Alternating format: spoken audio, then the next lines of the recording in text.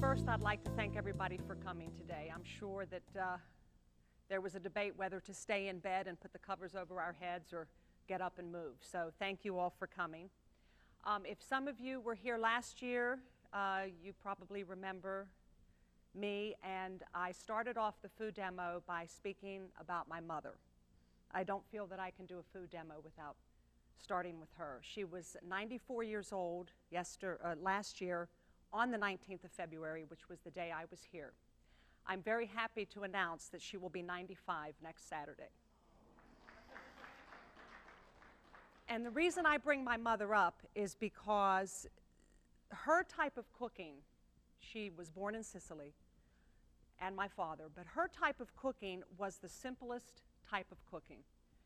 And growing up watching that, watching her create recipes just from what we had, which was whatever was from the garden or what my father had brought home, some fresh fish, whatever, she made something wonderful out of it with just a few ingredients. And I grew up watching that. And then, of course, I got into getting more interested in cooking as I left the house, and I looked at many, many, many recipes that were quite intimidating. And that's fine if you have all day in the kitchen and you want to try something really, really unique and out there. But when it comes down to it at the end of the day, health-wise and even mentally, the best food is the simplest. Absolutely. The least ingredients, make them the best ingredients, but that's the best type of cooking. So that's what I'm going to show you today. And when I was thinking up the recipes, it was a beautiful sunny day outside, and I was thinking spring. Well, today it's far from spring, but the recipes will serve you well if you decide to use them this coming summer. There's hummus, which I'll start with, which is so, so easy to make. And I was in Giant Eagle pricing hummus last week. It's not cheap. I'm sure we could get it less at Trader Joe's, but still, it's not going to be as fresh as if you make it, and it's still going to be pennies to make this hummus. So I figured I would start with that, and then we'll move on to the bean salad. But as far as the hummus goes, just a few ingredients. You do need a food processor. I brought my little one today, and if you don't need a big one, just one this size will be fine. And everything goes into one container. You start with 2 cups of garbanzo beans, otherwise known as chickpeas, 2 cups of that, and 4 to 5 cloves of garlic. I usually use 5, but these are rather large, so I'm going with 4 today. Hopefully you will all eat it, because that's the only way you're going to be able to talk to each other after it's done. And I did make a batch yesterday, and I used 4. So you don't want to finely chop it, because the food processor is going to do a lot of the work here, which also makes this a very quick dish. So garlic in. Okay, 1.5 teaspoons of salt. It's roughly a half. Doesn't have to be exact. You're going to taste it before you serve it anyway. And what gives this its kick, other than the garlic, is fresh lemon. Do not substitute dejarred lemon juice for this. It's not going to taste the same. Plus, it's a lot more expensive than a couple of lemons. So 2 lemons will give you what you need for this.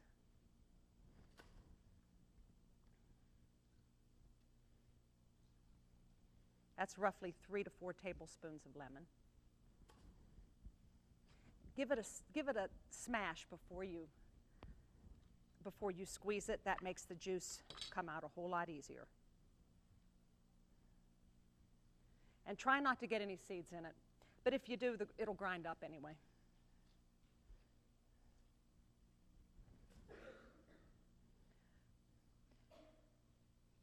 Now, what makes the hummus is tahini. You can get this anywhere now. This was the smallest jar I could find. And you only need 1/3 of a cup. So this jar of tahini will last a long time in the refrigerator. You want to give it a mix because all the sesame seeds settle at the bottom. It's basically just crushed sesame seeds. So you need 1/3 of a cup of tahini. That's going to give this that Mediterranean flavor that we like in the hummus.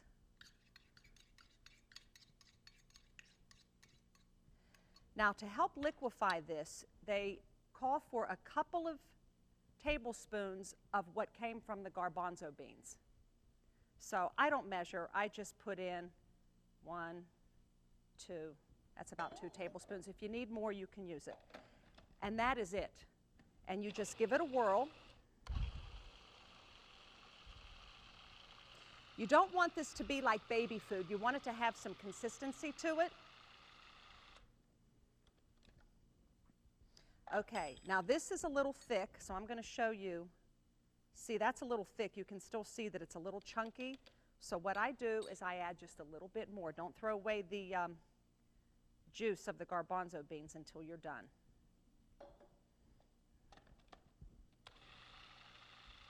Now it's coming together. Now this is optional, but I like to use it. Tabasco. Any amount you want. I usually give it 6 to 8 healthy squirts. It looks like a lot, but really there's more hummus in here than it appears, and it'll absorb it nicely. And that's homemade hummus. I think that took me less than 5 minutes to make. And always taste for seasonings.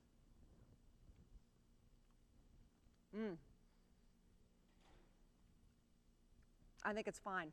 We're going to leave it just the way it is. Like I said, I have some prepared, but that's it for the hummus. That's all you need to do.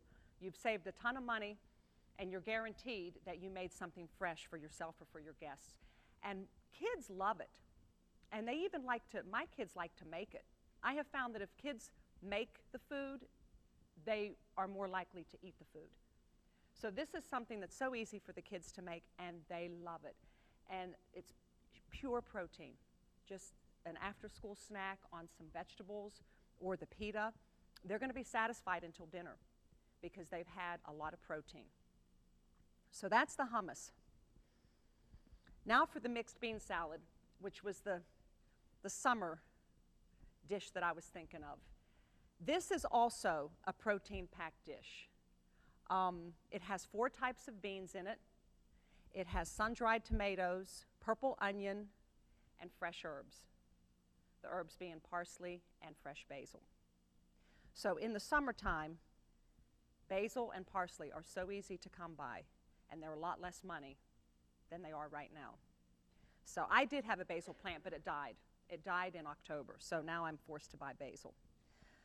But the mixed bean salad is also very simple. I already chopped up 1/2 of a purple onion, and just slice it thin so it's like half rings, half moons.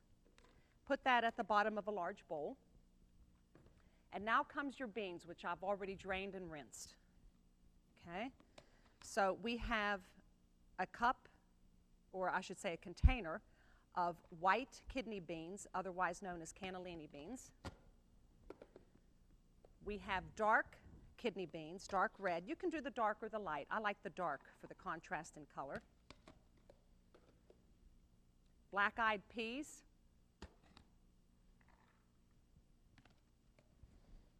And lastly, black beans. Be careful when you buy the black beans. It's so easy to buy the ones that already have some spices in it, some Mexican spices. Get the plain black beans. I almost bought the ones with the Mexican spices in it yesterday. So anyway, there's your black beans. So there's your 4 types of beans. Already we have a very healthy dish. So the next thing we're going to put in is a jar of sun-dried tomatoes that came in oil, okay? That's roughly anywhere between 8 to 10 ounces. You can use a little more or a little less. These are halves. That makes them easier to chop. And just stack them up. Give them a quick chop.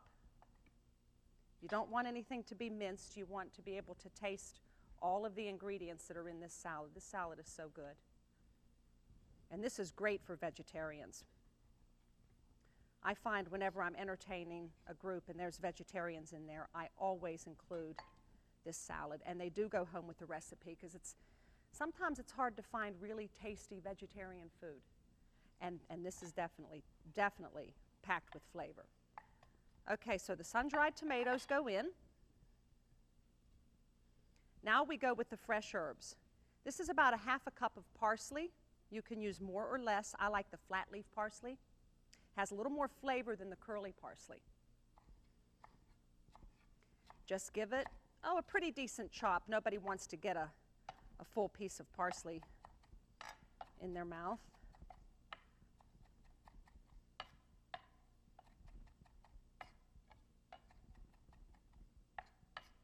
Okay, in the bowl.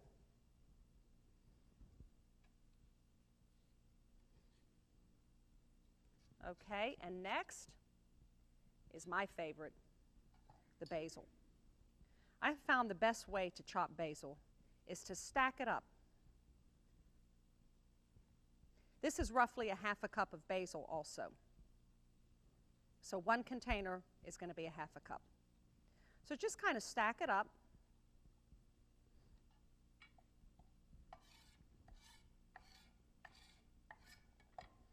And you're going to roll it. Just give it a tight roll and then chop across.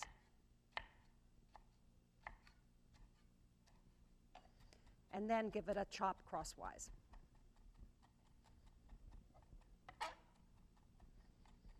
This adds so much freshness to the salad. Basil, in my opinion, is the number one herb. Okay, so that is it for your dry ingredients that go into this salad. Now we're going to make the vinaigrette, which is also very simple. What I did was I reserved a 1/4 cup of the oil from the sun-dried tomatoes. Okay, so just a 1/4 cup. To that, you add a 1/3 of a cup of red wine vinegar.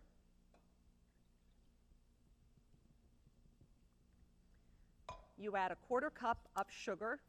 That is not a lot of sugar for this much food. Okay, so 1/4 cup of sugar.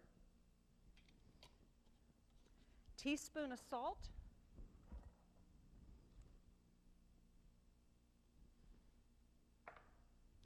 Couple of cracks of black pepper, as much or as little as you like.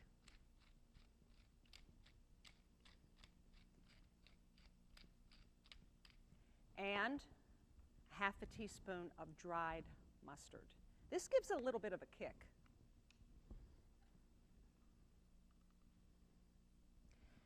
And that's it for the vinaigrette. Not a lot of ingredients. Whisk it up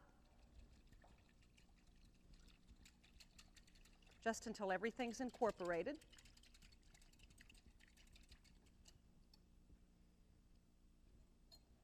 Pour it over the salad and give it a gentle mix. Now this salad is best made the day before. This salad only gets better as it sits. So refrigerate it, and if your party is the next day, you can make it the day before, so that's one less thing you have to do on the day that you entertain or take this to a potluck. And just let it sit, and this will keep in the refrigerator for 3 or 4 days. But I can guarantee you, it's not going to last that long. That's how good it is. And that is it. Those are the 2 items that I chose to demo for you today because they are the epitome of health, simplicity, and good ingredients. And that's it.